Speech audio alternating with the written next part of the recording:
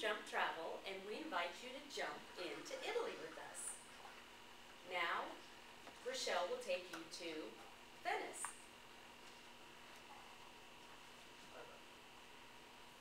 Venice is a city of hidden delights and vast waterways.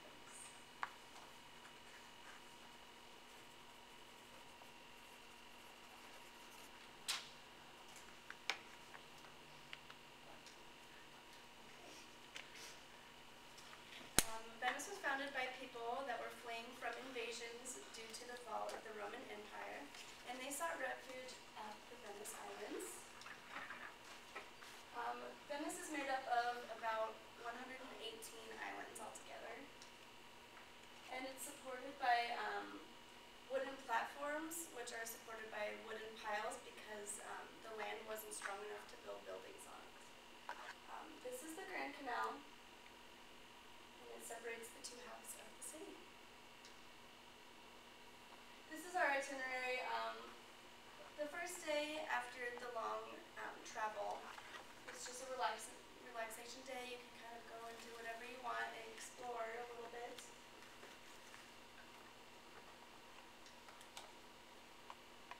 Here are some secrets of the city of Venice. You can discover the back streets and the local secrets on our back street tour through Venice with a local guide. And instead of paying a lot of money for a cup of coffee, if you climb the grand staircase in the Museo Carrere, you can find a cheap cup of coffee and look on top of like a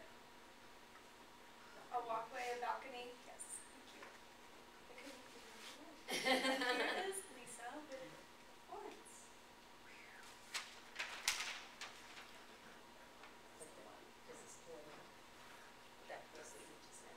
Okay guys, welcome to Florence.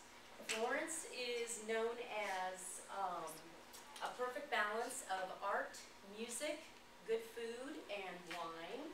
This is the Palazzo Vecchio, which was built in medieval times. That's kind of why it has more of a fortress-like shape. And it dates from medieval times. This is Neptune's fountain, which took 10 years to carve. It's important because this was carved by one of Michelangelo's best apprentices, a guy called Bartolomeo Ammanati. And this is Apuana marble, which comes from the Apuana Mountains. This is Il Duomo. It's a preeminent prototypical cathedral. Cathedrals really developed in Florence, and this is Giotto's tower. The dome is important. It was made in 1436. It was designed by Filippo Brunelleschi, and they used absolutely no scaffolding to build it. They came up with quick dry mortar. So there's 436 stone steps, and if you climb to the top, if you have the energy, you can supposedly see all of Florence. So it's pretty fascinating technology for 500 years ago. Florentine history. Florence dates back to medieval times. It was one of the wealthiest cities in medieval and Renaissance times. It is known for the birth of Renaissance art. There are pre-Renaissance artists here. Florence was important because it had a really well-structured guild system, wool, stonemasonry, the arts, woodworking, and everything. It's also considered one of the most beautiful cities in the world because it's filled with fountains, incredible architecture that dates from 400 to 500 years ago, and it's also filled with piazzas, which the Dominican and the Franciscan friars built because they wanted to have large areas to talk to their audience and convert people. Oh, Tuscany is like a dream. Tuscany is known for scenic views, rolling countryside, Chianti wine, historic Siena, and lots of fresh air. Chianti wine is integral to this region, and it's supposed to be a medium red wine that is has some tannins and has some acids in it.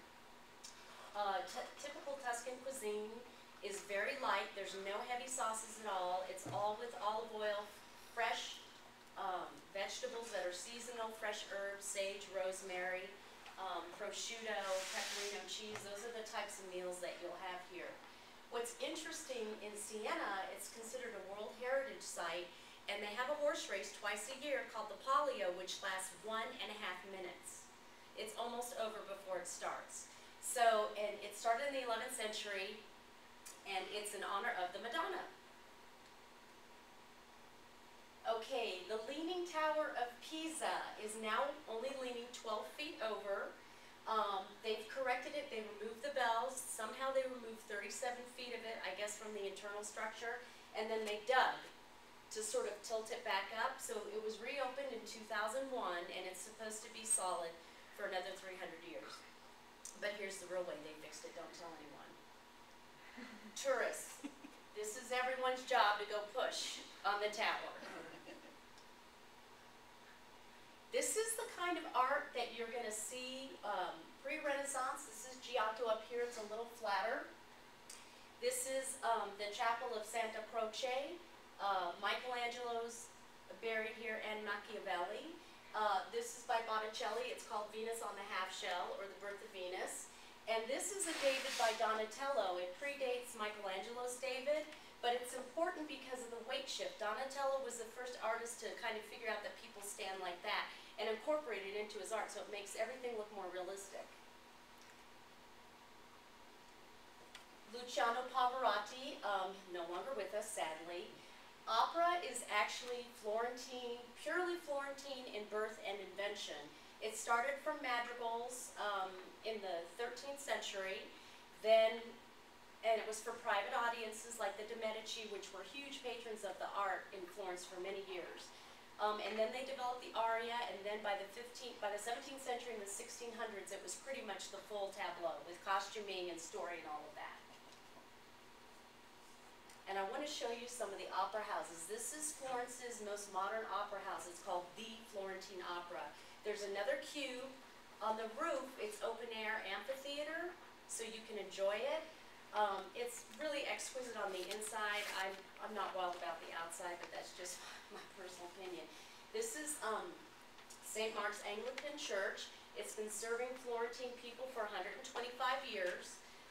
It's an active church, and they also have opera here, orchestral things, jazz, whatever. It's pretty groovy. This is the oldest opera house in Florence, completed in 1625, and I'm going to say it in Italian. Give me a sec. It is known as the Pergola di Della di Teatro. Okay, that was a lot of flipping for that. The secrets of Florence are gelato, gelato, gelato. Gelato's interesting. It has about 60% less butterfat than American ice cream, but American ice cream is pumped up with air to double its volume. So this is cream and extract base, or cream and fruit base.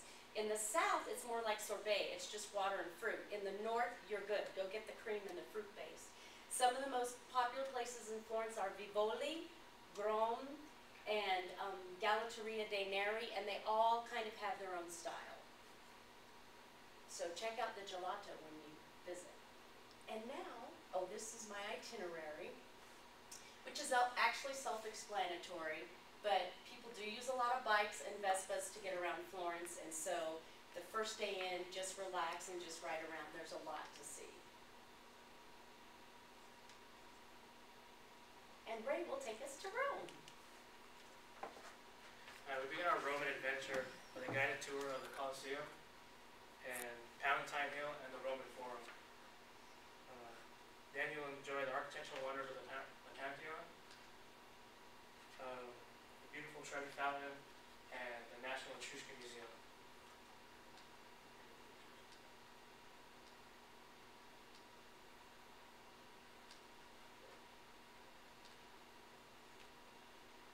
The historical significance of the Colosseum is considered to be one of the greatest works of Roman architecture and engineering, and considering that this was a really, really long time ago, the fact that it's still standing is a bit remarkable.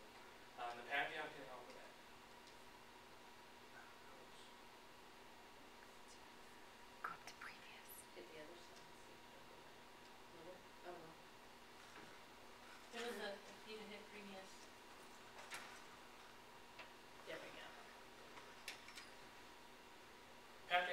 known for its incredible dome shape that was created in one piece.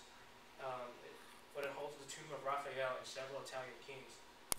The Trevi Fountain is the endpoint of an ancient aqueduct, where a much smaller fountain used to be in the mid-15th century, which was then replaced by the Trevi Fountain in the mid-16th century. And then the National Etruscan Museum contains priceless artifacts from the Etruscans. The Etruscans are an ancient civilization that predate the era of Rome. So, very long time ago. And not much is known about them. They're mainly known for their sophisticated art and sculptures. And the National Etruscan Museum poses the largest amount of priceless artifacts that were found in that era. This is our itinerary. After the trip from Florence to Rome, the first day is just relaxation. You know, you want to go out and enjoy the city or stay in your hotel and relax. Then the next day you go to the Colosseum for about 2-3 hours. On the guided tour, it's not just of the Colosseum. You go to the Colosseum, you go through all areas, and then from there they'll transport you to Palatine Hill in the Roman Forum, where you'll do another guided tour as well there.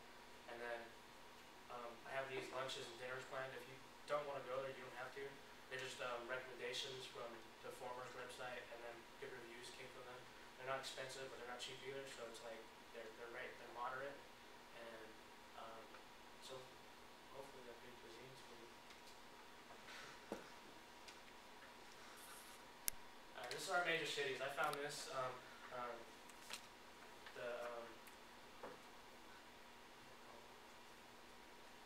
there's a website that holds the populations of the world.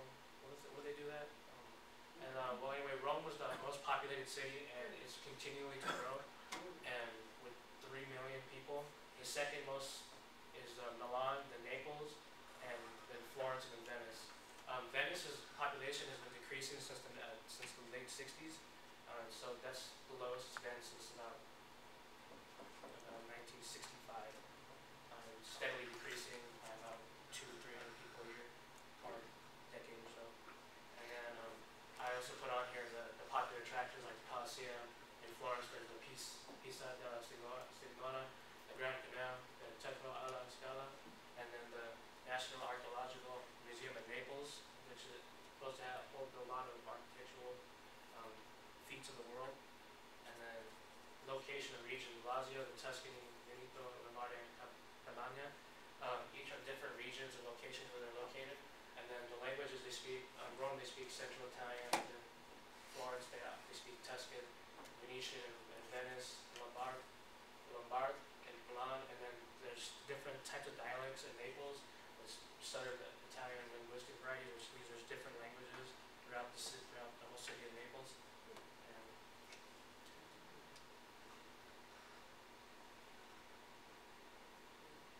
So, we liked to give on our trips to each city a lot of time to have some free time, explore the city by yourself, so you don't have to do certain things at certain times. You have your own free time to explore yourself. This is kind of a general cost breakdown. Keep in mind, we did estimate the daily cost for food and personal expenses to around $100 a day, which could be shooting it high, but it's safe to shoot high rather than short. Our total cost for everything, including electric bus, you might not use all of these modes of transportation. You might choose to walk, which would help decrease the price. Overall, we estimated around $8,102. That includes hotel, meals, excursions, pretty much everything that we thought you would need to keep in mind for your pricing. If you refer a friend, we have a 10% discount, so on the cost of this trip, it drops your price to just under $8,000. So it's an $810 savings. They actually don't have to be a close personal friend. We just have to have it for tax purposes, so we need some kind of thumbprint or something. Go ahead. This is if you want any more information, you can contact us at